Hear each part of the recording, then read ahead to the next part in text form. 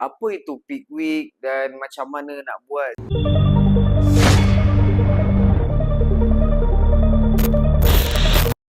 Assalamualaikum guys, welcome to YouTube channel Hazim Sazali Senam untuk siap sadar itu bonus. So untuk video kali ni, peak week, seminggu sebelum competition. So hari ni hari Isnin, dah pukul 12 betul. So hari ni hari Isnin, hari Rabu saya akan naik flight pergi ke Hong Kong. Dan hari Khamis atau Jumaat register macam tu, hari Sabtu competition. So hari ni saya nak cerita semua pasal peak week. Saya tak nak cerita pasal training, apa-apa pun, it's a wrap guys. So untuk yang tak tahu, saya baru habis manage lah. Sazali Sama Gym ada collaboration dengan INBA, INBA punya competition. So kita saya baru habis jadi director stage, backstage, which is benda yang sangat penat. Hari ni memang hari rest day, tak ada workout. Tapi step tadi pun dalam 12,000. Kita ada Hakim sekali kat sini. Okay, masuk sikit Hakim. Kita ada Hakim dengan Fad yang jaga backstage juga tadi. So sangat-sangat barai. Memang sangat-sangat barai lah. Barai gila. So saya akan anggap ini as a extra cardio untuk peak week nak pergi competition hari Sabtu ni. So hari ni saya nak cerita pasal peak week. Sementara tu saya nak makan nasi dengan ayam untuk meal yang terakhir pada pukul 12. Pukul 12 boleh makan nasi walaupun dah malam.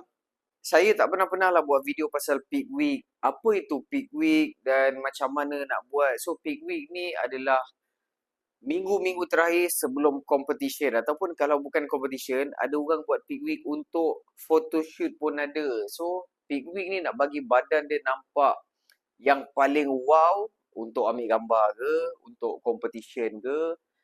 Dia macam, korang tahu kan, contoh kalau korang tengah workout dalam gym, cermin gym, okey, badan aku nampak gah. Sampai kat rumah, badan aku macam tak main gym macam tu. Dia nak nampak the moment wow punya badan tu. So saya tak pernah buat video peak week langsung. So hari ni dia terdetik macam nak buat, nak share. So marilah kita buat. So first kali kita akan start dengan Isnin lah, which is hari ni.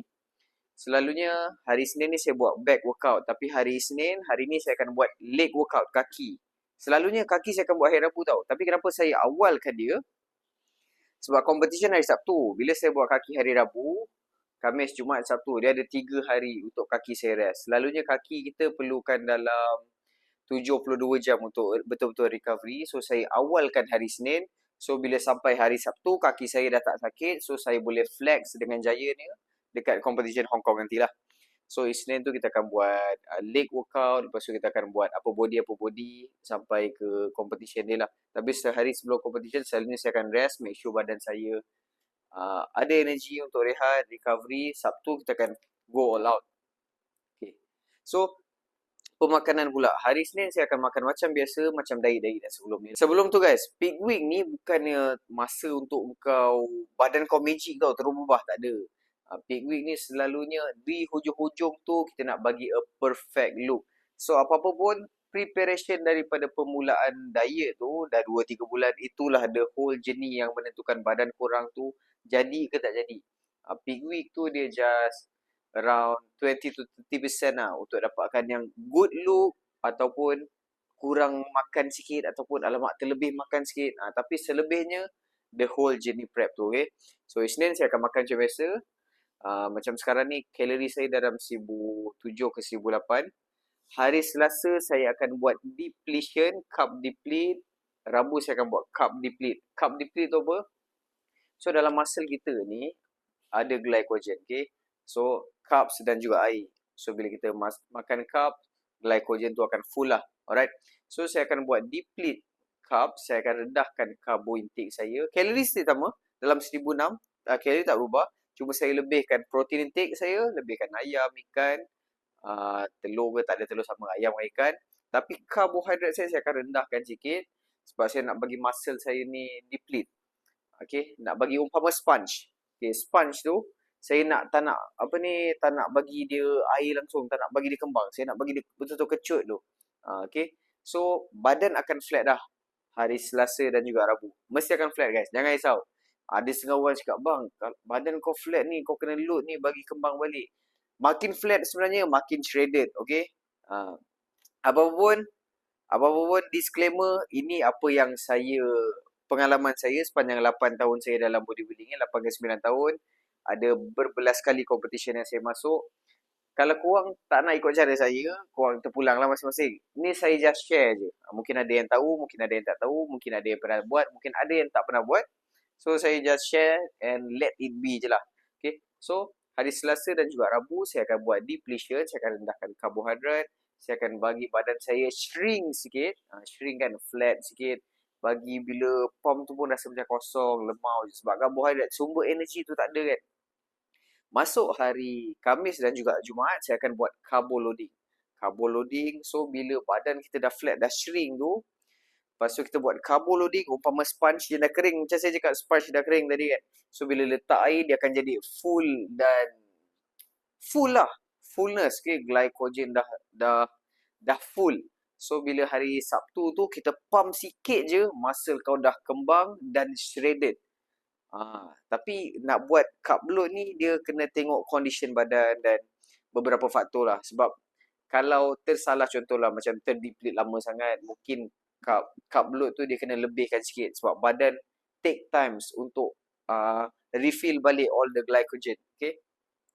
Tapi kalau macam tercarbo loading terbanyak sangat pula, boleh terspill over. Tiba-tiba sehari sebelum competition tu badan dia ready tau. Cantik, kering, fullness. Tiba-tiba atas stage dah jadi sebu sebab dia terspill over sikit. So peak week ni dia main peranan penting macam saya cakap 20 to 30% untuk dapatkan yang that's the one. Badan ni memang ngam, timing memang perfect, kena cara loading, carb loading tu sesuai dengan badan dia. So selalunya macam peak week ni saya pernah try banyak jenis loading. Saya pernah buat dirty load, saya pernah makan waktu prep saya tak makan pasta, tiba-tiba waktu carbo loading saya makan pasta, makan daging, tak pernah makan daging sebelum ni, tiba makan daging. Lepas tu kalau nak paling senang, is the easiest thing is carb load, safe carb load lah. So apa yang korang makan waktu diet, waktu preparation 2 to 3 months, waktu carbo loading pun makan benda yang sama juga. So contoh macam nasi dengan ayam, makan nasi dengan ayam. Sebab ada setengah orang dia buat dirty load tau. Contohnya macam bila carbo loading makan coklat, makan burger, dirty load. Lepas tu dia makan apa lagi banyaklah benda-benda benda-benda yang dia tak makan waktu preparation. Tak ada cara betul, tak ada cara salah. Which is better for your body, that's the best one lah. Okay, so ada setengah orang dia mungkin sesuai, ada setengah orang dia tak sesuai. Tapi kalau nak safe macam saya cakap, buat ni lah safe carb load, makan apa yang ni je, apa yang korang dah biasa makan untuk preparation. So flight saya hari Rabu nanti, Khamis. Okay, so carb load kita dah settle apa semua. So flight saya dalam petang. So hari Rabu pagi tu saya workout dulu. Lepas tu sampai dekat Hong Kong pun hari Khamis saya akan workout. Hari Jumaat rest. Dan hari Sabtu competition di berapa minit lagi? Alright. So itulah cerita carbo loading guys. Okay. So dalam masa yang sama, untuk peak week ni, benda yang kita kena jaga bagi saya adalah kita punya perut. Sebab kita nak make sure atas stage tu kembang, muscle kembang dan perut kena kempis.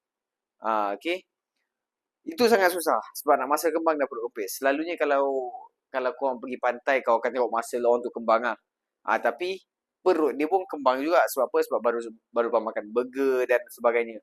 Tapi bila nak duduk atas stage ni, kita kena make sure kembang, macam saya cakap, fullness, shredded. Dan perut kau mesti kempis lah. Mesti macam kau baru bangun tidur. Empty stomach. Tapi dalam masa sama sebenarnya kita dah loading, kita dah makan. Sebab kita nak nak fulfill the glycogen kat kita punya muscle. Alright. So benda tu main peranan penting lah. Okay, untuk orang yang join competition ataupun peak week untuk photoshoot, video shoot yang macam saya pernah cakap tadi. So advice untuk beginner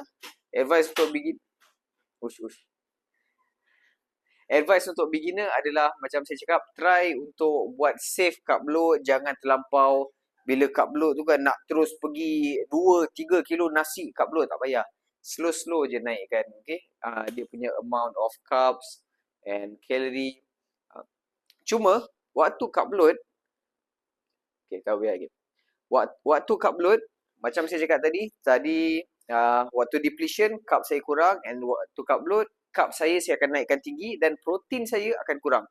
Contoh macam sekarang ni saya ambil dalam 130 gram protein sehari.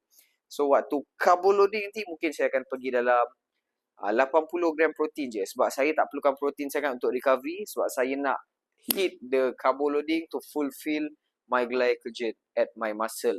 Alright. So, okay, itu cerita carbo loading. Okay. So, saya cerita ni peak week tau. So, the full journey of peak week. So, carbo loading habis. Sugar load pula. Apa tu sugar load? Sugar load ni adalah selalunya orang apa makanan yang orang ataupun atlet akan makan sebelum dia hit dia punya stage presentation. So contoh macam kita nak flex bicep apa semua kan. So setengah jam sebelum mungkin ada setengah orang dia akan ambil sugar, dia akan ambil sugar loading lah. Madu ke, kopi ke ataupun manisan. Manisan tu sebenarnya untuk apa? Dia lebih kepada untuk dapatkan sebab dia tinggi carb juga kan, manis kan. So dia akan dapatkan simple carb, cari simple carb supaya bila you pump tu sedap. Contohnya macam bila kau minum pre-workout. Beza dengan kau workout, minum pre-workout dan tak minum pre-workout.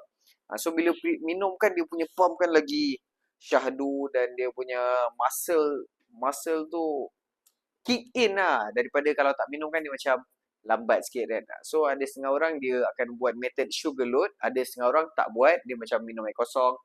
So terpulang masing-masing. Saya just share apa yang saya nak share. So itu je lah untuk peak week sampai competition day. Tak pernah-pernah lah aku cerita kan. So saya nak makan dulu guys. Jangan lupa stay tune.